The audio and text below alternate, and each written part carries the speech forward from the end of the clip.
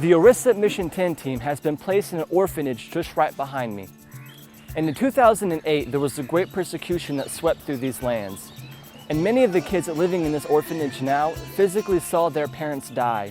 And so this week is a great opportunity for the Orissa Mission 10 team to be able to pour out their hearts on these kids, to be able to love on these kids.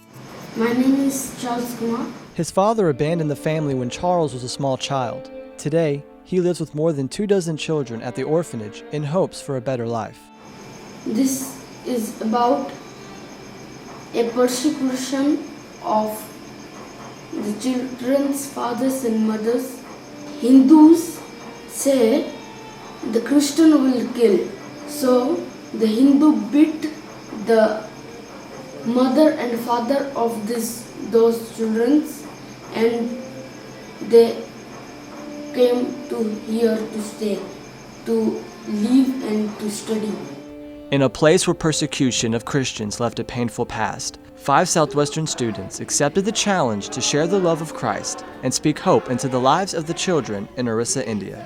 You're my superhero, you're my star, my best friend. We're really excited to be able to come to villages like this one. We've been able to come to quite a few so far and just be able to share our testimonies and be able to minister to a lot of children around here. Some are orphans and some are from villages, and they really have that fire growing in them for Christ and want to learn more about them.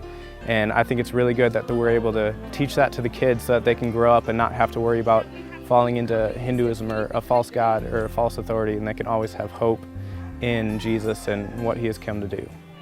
The team administered by playing games, giving illustrations, and by singing, and the team connected with each kid as they taught them that God is exactly what they need.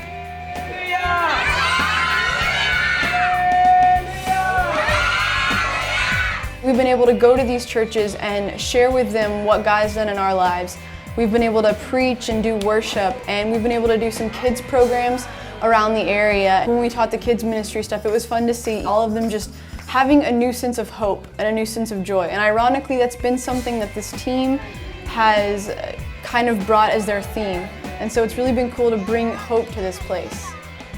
By the end of their mission, the Southwestern students learned a valuable lesson themselves from the Indian church.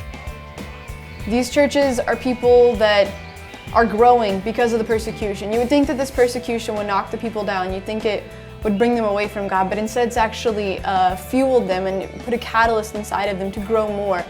But for them, it's so cool to see people our age living that out and being so on it for God and being so willing to do whatever he calls us to do no matter what country it's in.